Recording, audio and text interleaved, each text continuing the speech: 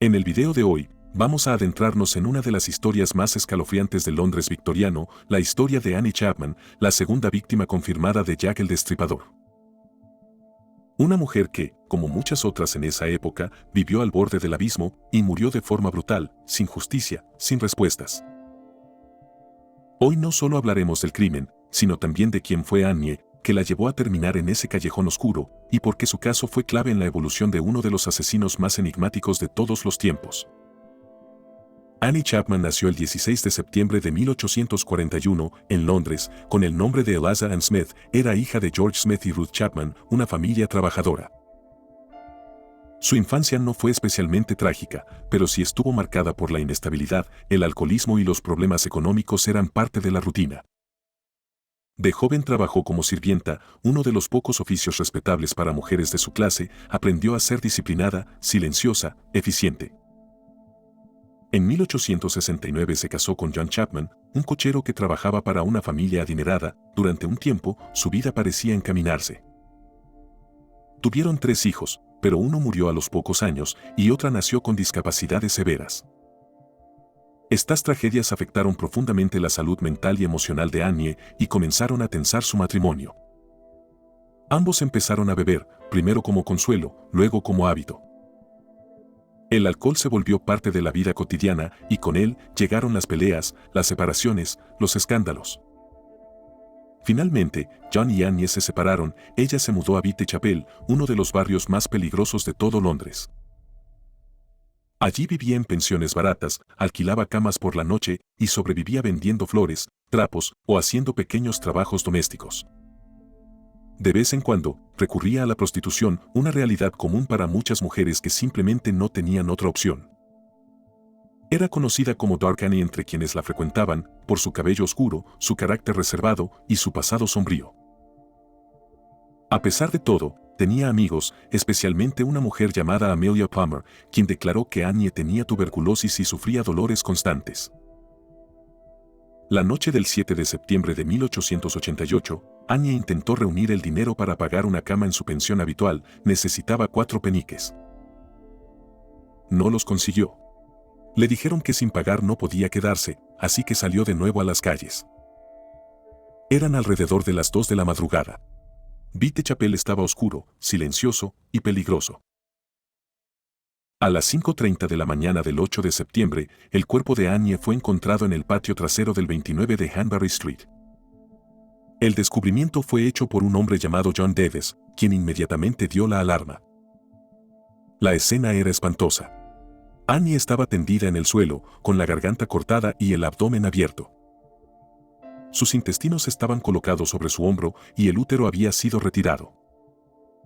Todo indicaba que el asesino había actuado con rapidez y con un conocimiento anatómico que desconcertó a la policía. Se estimó que el asesinato había ocurrido solo unos minutos antes del hallazgo, lo cual era escalofriante. Varias personas aseguraron haberla visto esa madrugada, hablando con un hombre de aspecto extranjero, alto, con sombrero. Pero ninguno de esos testimonios llevó a una pista concreta. Y ahora que estamos en este punto del video, te quiero pedir algo importante. Si te está gustando este contenido, si te interesan las historias oscuras, los crímenes sin resolver y el pasado que se esconde en los callejones de la historia, te invito a dejar tu like y a suscribirte. En este canal hablamos de historia, pero desde un enfoque humano, social y psicológico. No solo te contamos qué pasó, sino por qué pasó y qué nos dice eso sobre la sociedad, la justicia, la desigualdad y los rincones más oscuros del alma humana. Y en el caso de Jack el Destripador, vamos a explorar todas las víctimas, los posibles sospechosos, los errores de la investigación, las implicaciones médicas, los símbolos, las teorías, y todo lo que rodea a este fenómeno histórico. Así que si te interesa la historia con una mirada crítica, narrativa y profunda, no olvides suscribirte y activar la campanita. Volviendo al caso de Annie, los investigadores rápidamente notaron que su asesinato era similar al de Marianne Nichols, ocurrido apenas días antes. Ambas mujeres fueron asesinadas de madrugada, con cortes precisos y mutilaciones en el abdomen. Ambas eran mujeres marginadas, sin hogar fijo, que se ganaban la vida en las calles. Esto llevó a la prensa a especular que estaban frente a un asesino serial y ahí nació la leyenda del Destripador.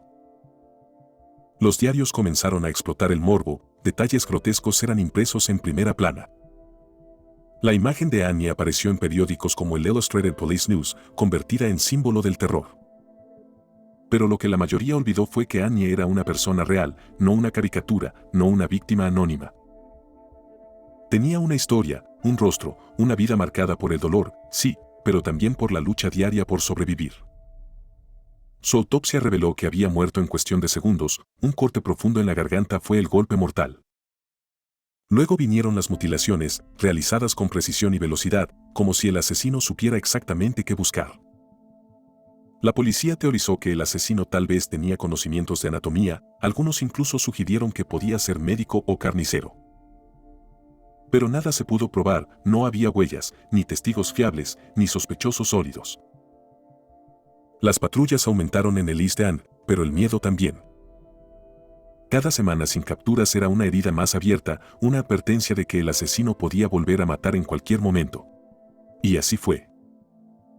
Porque después de Annie, vinieron Elizabeth Stride, Catherine Adams y finalmente Mary Jane Kelly, todas asesinadas con una crueldad escalofriante.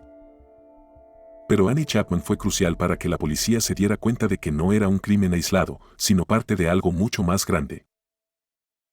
Hoy, más de 135 años después, seguimos hablando de ella y debemos hacerlo no por morbo, sino por memoria. Para entender el contexto en que vivió y murió, para recordar que detrás de cada víctima hay una historia que merece ser contada. Por eso, si llegaste hasta este punto del video, te agradezco profundamente. Y te pido nuevamente que dejes tu like y te suscribas. Vamos a seguir con esta serie, repasando cada uno de los crímenes, investigando cada pista y desentrañando los mitos y verdades detrás del destripador. Y no solo eso, también vamos a hablar de otros asesinos históricos, conspiraciones reales, fallos judiciales y figuras olvidadas de la historia.